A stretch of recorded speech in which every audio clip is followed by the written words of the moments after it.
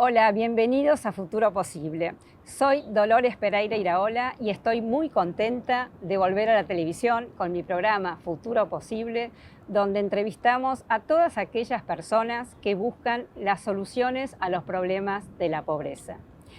Pero vuelvo con esta idea, quiero ser más clara y contundente. Yo estoy convencida que el primer problema a resolver en la Argentina es la pobreza. Primero porque es un tema moral, ¿no? Detrás de los datos que conocemos hay familias, hay historias, hay sufrimientos y muchas veces se hipotecan vidas. Y después porque es un tema también que hace al sentido común. ¿Cómo va a ser Argentina para desarrollarse algún día si la mitad de la población está sumida en la pobreza? Bueno, les tiro, digamos, esta idea para reflexionar y vamos a ir desarrollándola a medida que transcurran los programas.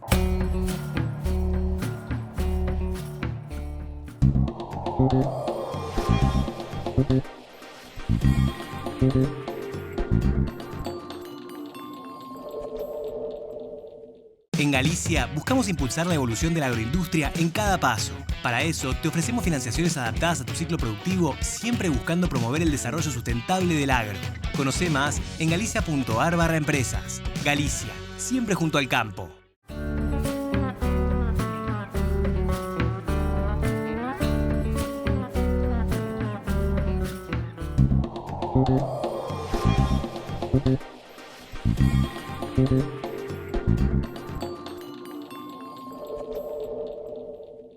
Y aquí venimos a entrevistarlo a Agustín Salvia, que es sociólogo y es el director ejecutivo del Barómetro de la Deuda Social Argentina de la UCA. Por supuesto, a él le vamos a preguntar los datos de la pobreza, cuál es la proyección hacia fin de año, ¿no? Viviendo esta dificilísima crisis en que estamos todos los argentinos. Bueno, también le voy a preguntar qué le pasa a él, ¿no? Cuando investiga y cuando tiene que dar a conocer estos datos. También cómo ve a la dirigencia política, si está a tono con nuestras circunstancias. También vamos a hablar de la sociedad civil y, por supuesto, le quiere preguntar a Agustín cuál es su misión en la vida.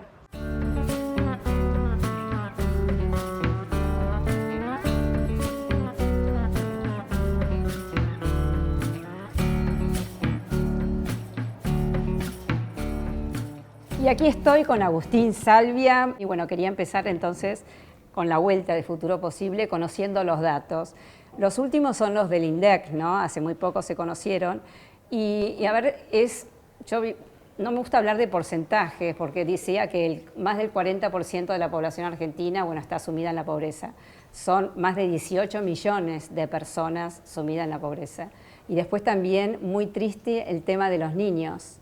Los niños ya es más de la mitad, son pobres. A ver, tenemos dos situaciones que son importantes a señalar o a destacar en el problema de la pobreza. Uno es, hay un nivel de pobreza en Argentina que es muy estructural, que es muy crónico, que no cambia, incluso aunque baje el nivel de inflación, que ha subido ahora por los niveles inflacionarios, pero que hay un componente que es estructural, muy crónico y está muy vinculado a la problemática del mercado de trabajo. Y que son sectores que han venido teniendo una exclusión acumulativa de familia, de generación en generación en las últimas casi 3 generaciones. Tenemos otro componente que son las clases medias pobres que han caído en la pobreza recientemente o en los últimos 10 años. No importa quién haya gobernado, en contexto inflacionario, con relativo estancamiento, sin posibilidades de que los hijos, las nuevas generaciones de las familias logren una salida formativa y laboral con inclusión, hace que se vaya acumulando nuevos pobres, clases medias bajas, que afectados por la inflación o la falta de trabajo, de un buen trabajo, van cayendo en la pobreza y se van deteriorando sus capacidades de desarrollo humano. Claro. Esa Argentina tiene un componente de muchos niños en los sectores de los pobres crónicos, que están hipotecando el futuro de la Argentina en materia intergeneracional. Serán ciudadanos dentro de 20 años, 15, 20, 25 años, y tendremos muchos más ciudadanos en condiciones de subdesarrollo personal, en materia de desarrollo humano, de intelectual, en materia de desarrollo no solo intelectual, sino incluso de capacidades laborales, de capacidades de comprensión y de integración, incluso al mundo del conocimiento hoy, global. Y tenemos que el componente de los sectores medios que han caído en la pobreza está fuertemente afectados, o donde están fuertemente afectados los jóvenes, donde son los que más buscan emigrar del país, los que de alguna manera tampoco encuentran cabida ni en la educación universitaria, profesional o secundaria, ni tampoco en un trabajo, porque no hay trabajo, hay trabajos muy precarios para estos jóvenes, donde la formación profesional está muy limitada, donde el futuro puede estar afuera del país y no adentro, y donde también la disconformidad, el fastidio frente a una Argentina que no parece progresar está muy afectado. En los sectores más pobres hay como una cierta adaptación. Claro, están acostumbrados hace mucho tiempo a ser pobres. En varias generaciones, y entonces se trata de sobrevivir en la pobreza. Agustín, bueno, cuando vos das a conocer los datos de la pobreza, y va a ser que a fin de año, ¿no? A fin de año En la primera semana de diciembre vamos a estar dando los datos de lo que está ocurriendo en este trimestre tan complejo que tenemos en Argentina. Claro, la situación está muy difícil. Sí, por un lado, cómo tiemblan los políticos cuando escuchan o ven tus datos, por supuesto, pero también, ¿qué te pasa a vos? ¿Qué te pasa a vos cuando estás investigando y después te tenés que dar a conocer esta triste realidad donde, como vos decís, hay nuevos pobres? Ay, Javier, desde el punto de vista personal o profesional y hasta ciudadano, te diría que estoy también un poco fastidiado. Porque tener que estar dando malas noticias permanente y sistemáticamente no es necesario, porque fácilmente los políticos o la dirigencia política, económica, incluso social, construye fantasías de la realidad social argentina. Con los pequeños datos, pequeñas buenas noticias se constituyen en grandes fantasías de la realidad, y por lo tanto aparece toda una degradación de los problemas que tenemos en Argentina. Una banalización y que no sirve a la construcción del cambio social ni de la toma de conciencia por parte de la ciudadanía ni por parte de las dirigencias. O sea, a mí me fastidia tener que estar dando malas noticias y que esas malas noticias sean absorbidas como un dato que a veces perturba a la clase política dirigente en cada momento, seguramente lo perturba. No quisiera tener esa información, quisiera que uno diga buenas noticias, pero las buenas noticias no existen. Claro. No tenemos buenas noticias para darle a la sociedad argentina, salvo una, Dolores, quizás, salvo que esto está saturado, que efectivamente esta acumulación de empobrecimiento, de falta de horizontes, de un clima de falta de capacidades de salir adelante, está produciendo en la sociedad un sentimiento de que no se puede volver atrás, no hay nada que nos vaya hacia atrás, no hay nada que nos resuelva el problema, y la solución está hacia adelante. Claro. Esa te diría que es una... Estamos tan mal que hay un cierto optimismo porque no podemos estar peor. En que el cambio, efectivamente necesitamos un cambio, no importa qué partido político nos gobierne. Claro.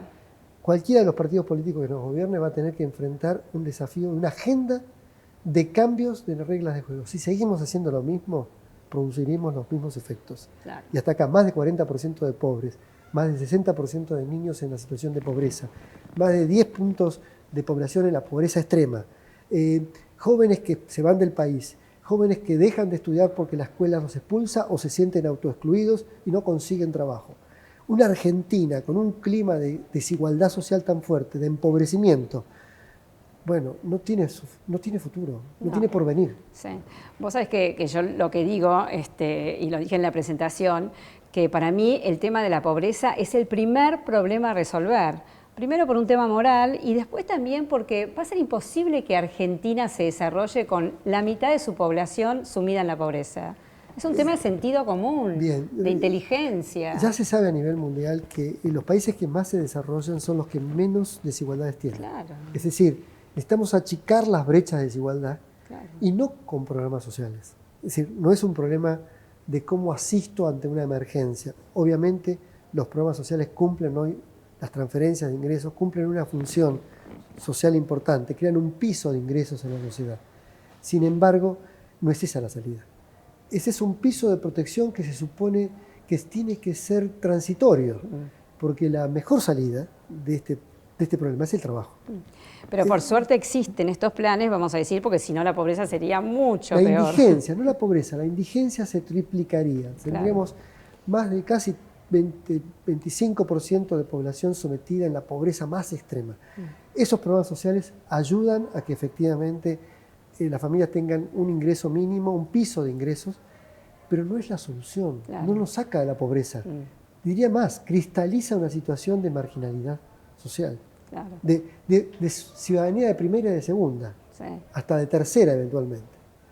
Horror. ¿Y qué decís de la dirigencia? Porque está bien, tiemblan cuando conocen tus datos, pero digamos que mucho no están haciendo, porque no están resolviendo estos problemas, sino la situación está cada vez más grave. ¿Qué decimos de la dirigencia? Y yo no te hablo por ahí de la política nomás, la dirigencia de nuestro país. ¿Qué le pasa? Yo pienso que la dirigencia busca acomodarse a las coyunturas. Y nuestras dirigencias no están teniendo una misión de horizonte de futuro estratégico. No tienen una mirada de país hacia la trascendencia del desarrollo tanto humano como social, político y cultural del país. Están pensando en las próximas elecciones, en la próxima coyuntura, en el ciclo de devaluación próximo o de deflación o de inflación, en quiénes gobiernan en función de cuáles son las alianzas políticas que hay que ir construyendo para poder garantizar más y mejores negocios o más o menos poder.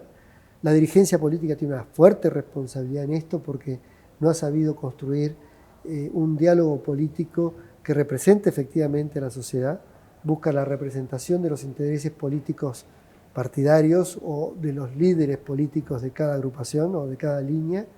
Las coaliciones políticas son coaliciones electorales, no han sido coaliciones de gobierno, no ofrecen un proyecto de país.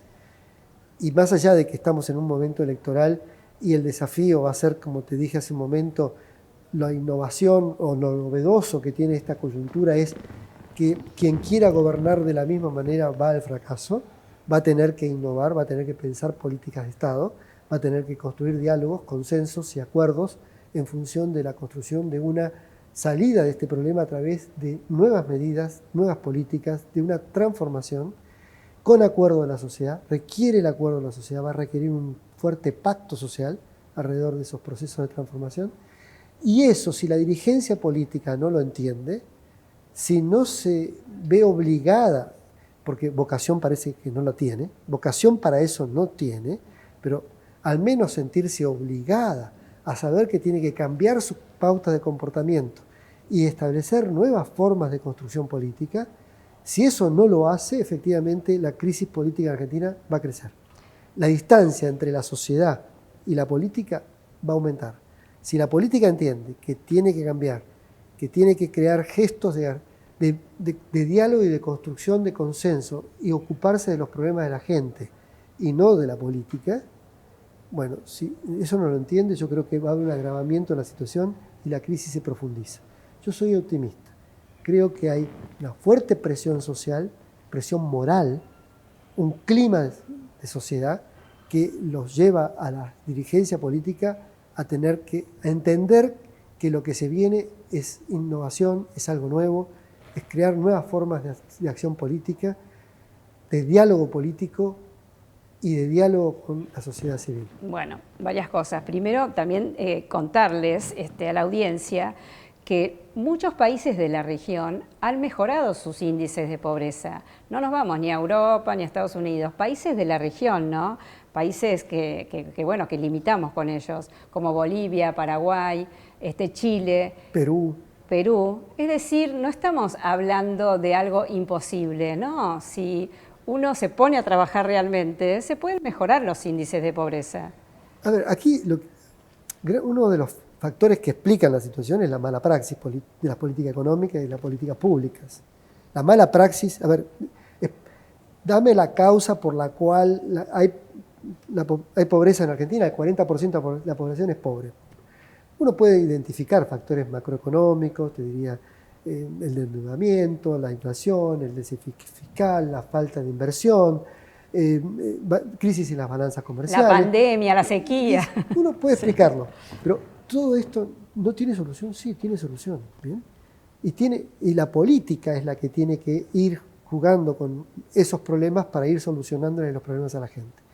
Y ha sido la mala praxis de la política pública la que nos ha llevado a una situación sin salida.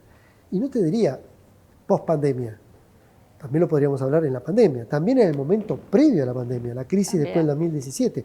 2017 fue una burbuja de consumo que no se podía sostener y nos llevó a la crisis de endeudamiento y la crisis de 2018 y 2019. Después vino la pandemia.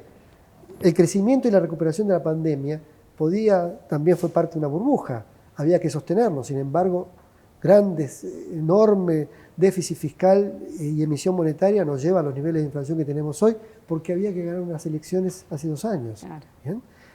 Y si vamos hacia atrás, el mejor año del kirchnerismo, 2011-2012, fueron también burbujas de consumo, que terminaron en la crisis del 2014 y del 2015. Claro. ¿Bien?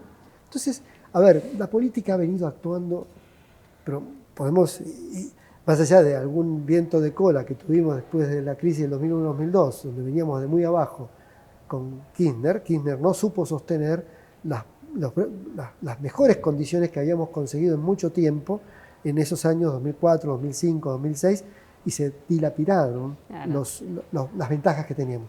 Bueno, la política ha venido construyendo para poder ganar poder, para poder obtener y construir poder, más que para poder solucionarle los problemas a la gente en el corto, mediano y sobre todo en el largo plazo. Claro. Sí, nos vamos más atrás, desde los 80, que ahí la pobreza, no sé el porcentaje, pero no era para nada lo que hoy vivimos. Cada vez se fue agravando, cada vez estamos peor. Me gustó eso, mala praxis, lo voy a decir así, mala praxis de la política. Sí. Está bien. Es una mala praxis. Sí. Eso nos ha llevado a esta situación. Claro. Entonces, es la política lo que tiene que resolverlo. Las grandes transformaciones las hace la política. Lo tiene que hacer la política. Claro. Entonces, tiene que entender cuáles son los desafíos que se enfrentan y que el modo en que se viene haciendo política ha fracasado. El modo en que se construye política está en crisis, profunda crisis. Vos sabés que yo también una idea que no es una idea que me vino a la cabeza, sino que sé que se está dando en muchos municipios, ciudades de nuestro país, que hay una nueva forma de gestionar los problemas estructurales, que es lograr alianzas entre los diferentes actores de la sociedad, ¿no? La política, por supuesto, los empresarios, organizaciones sociales. Me parece que viene por ese lado. Comenzar a mirarnos, como yo digo, mirarnos, encontrarnos, ayudarnos, sentarnos a dialogar y a trabajar juntos. ¿Sabés que eso se viene dando en Argentina a nivel de los espacios locales, del Estado local? Los estados municipales e incluso estados provinciales vienen teniendo una gestión mucho más integradora, en un contexto de diálogo y construcción de acuerdos. Si vas de lo municipal es mucho mayor que a lo provincial. Ahora, si pasás de lo provincial a lo nacional, ahí se produce un descalabro genial, maravilloso. Sí. Fíjate la imposibilidad de que funcione el Congreso para tomar decisiones de política estratégica y no jugar al juego del gato y el ratón entre dos agrupaciones ideológicas. Sí. La grieta no es un problema de la sociedad, la grieta es un problema de la política y de la política, diría, a escala del Estado nacional. Sí. No lo es a nivel del Estado local o municipal. Bueno, me gusta, yo también soy optimista, que la sociedad va a empujar, ¿no? Va a empujar a la política. Eso me parece muy bien. Pero bueno, en este programa que se llama Futuro Posible, vamos a ver también las soluciones que vos, cada tanto las leo o también las das a conocer en la televisión, las soluciones a diferentes problemas de la pobreza. Hablemos primero de la primera infancia. Hay soluciones. Multiplicar los centros de primera infancia en todo el país, centros integradores para los sectores más pobres, que desde el momento de nacimiento tengan una buena alimentación, una buena, adecuada estimulación, formación a las mamás para apoyar ese proceso, a la familia, mamás y papás, hermanos, pero que también tengan instituciones que reemplacen lo que hoy los hogares más pobres del país no pueden dar, que es dotar de un capital humano que debería ser compensado por estas instituciones centros de primera infancia, jardines para la primera infancia, que tienen un gran papel en promover, apoyar y proteger a esta primera infancia, a estos nuevos niños que va a tener la Argentina y que será la generación que esperamos que dentro de 20 años sean ciudadanos plenos. Escuela primaria. Ahí vamos, a la escuela primaria escuela también. Primaria de doble jornada para los sectores pobres, con alto nivel de calificación, con docentes altamente formados, con tecnologías, con innovación en los programas, con atención y cuidado psicológico, con desarrollo cultural e informático. A ver, se requiere una revolución educativa y que empieza en esa primera infancia, en los primeros días de vida. Por supuesto. Acompañando a los papás en ese proceso de maduración del niño y después siendo acompañado en instituciones que enriquezcan la vida de estos niños pobres que está tan empobrecidos. Lo que estás hablando no tiene que ver con los recursos, no tiene que ver con poner más plata, sino tiene que ver con, bueno, pensar un poquito, ¿no?, las políticas públicas, ¿no?, desarrollarlas, porque obviamente todo el tema tecnológico es muy importante. El secundario, ¿qué pasa con los jóvenes que hay secundario que no nos entusiasma? Necesitamos una reforma, la escuela secundaria, bachillerato tradicional, formativo, enciclopédico, por mucho que ha habido reformas que han buscado transformarlo, sigue teniendo esa matriz. Necesitamos salidas técnicas en la escuela secundaria, no una escuela técnica solamente, sino salidas técnicas formativas en la escuela secundaria. Necesitamos escuelas mucho más prácticas que enciclopédicas. Hoy por hoy los chicos aprenden mucho más a través de su contacto con el Internet que con lo que el docente les puede estar tradicionalmente explicando de una obra o de un libro, que no es porque hay que renegar de esa literatura o de ese libro o de esa información, sino que hay nuevas formas de obtener la información y la práctica tiene que estar asociada a esa formación. No puede haber una práctica disociada, es decir, un estudio disociado de poner en práctica esos saberes, esos conocimientos. La escuela secundaria tiene que ser claramente una escuela de formación para el trabajo, para el descubrimiento, para la innovación, para la agencia, no para el estudio pasivo y la repetición pasiva de lo que uno estudió, sino para la incorporación de lo que uno aprendió y la aplicación en innovación. Eso significa una revolución en la escuela secundaria y esa escuela secundaria va a darle cabida a los jóvenes pobres porque los jóvenes pobres tienen grandes capacidades y habilidades para actuar. Todos tienen un celular. Y para actuar, exactamente. Y lo manejan mucho mejor que nosotros. Para resolver problemas, porque resuelven problemas permanentemente en su vida de pobreza. ¿Bien? Entonces, ahí van a tener una gran capacidad de desarrollo neurológico, intelectual, emocional, porque van a sentir satisfechos y contentos porque están aprendiendo y están haciendo y están transformando. La escuela secundaria hoy expulsa a los jóvenes, y sobre todo a los jóvenes pobres. Por supuesto. Y bueno, todo este tema tecnológico es muy importante porque las empresas demandan, ¿no?, toda esta tecnología, esta capacitación en tecnología que hace falta. Son los últimos minutos, pero no quiero dejar de preguntarte por las elecciones. Este domingo arrasó sorpresivamente Milei. Y a ver qué es, que se vayan todos, ¿qué tiene que ver? Sorprende o puede sorprender por los números, pero no sorprende el fenómeno Milei. El fenómeno Milei muestra este estado de irrepresentación, de falta de representación que tienen las coaliciones políticas tradicionales o los partidos políticos tradicionales en Argentina. Aparece un emergente que se opone al mundo del fracaso de lo que ha sido la incapacidad de la política de ofrecer utopías y de ir realizando un mejor porvenir en la gente, de ocuparse de los problemas de la gente, de hablarle a la gente desde un espacio emocional pero al mismo tiempo intelectual.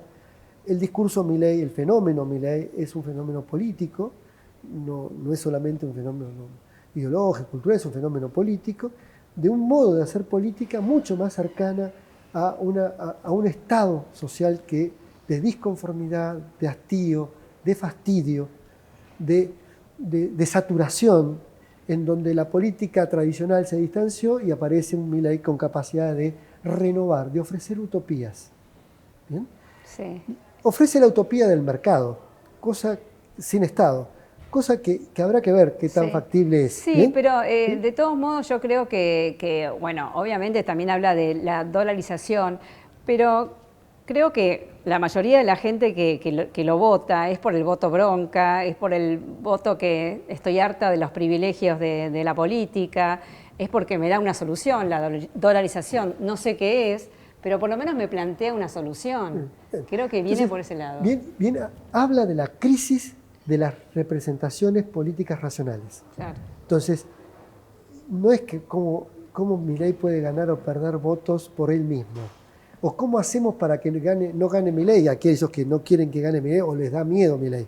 El problema es que no es Milei sobre quien hay que actuar, es qué tiene que hacer el campo político para transformarse y ofrecer a la sociedad un proyecto de porvenir y de bienestar futuro para las próximas generaciones. Y en tanto no entienda que se tiene que ocupar de los problemas de la gente y hacerlo de bajo formas mucho más transparentes, más directas y en diálogo político, creo que Milei, el fenómeno Milei va a seguir creciendo. Claro, y me gustó eso también, faltan utopías. Bueno, muchas gracias, Agustín. Gracias, Dolores, a vos. Bueno. Un placer.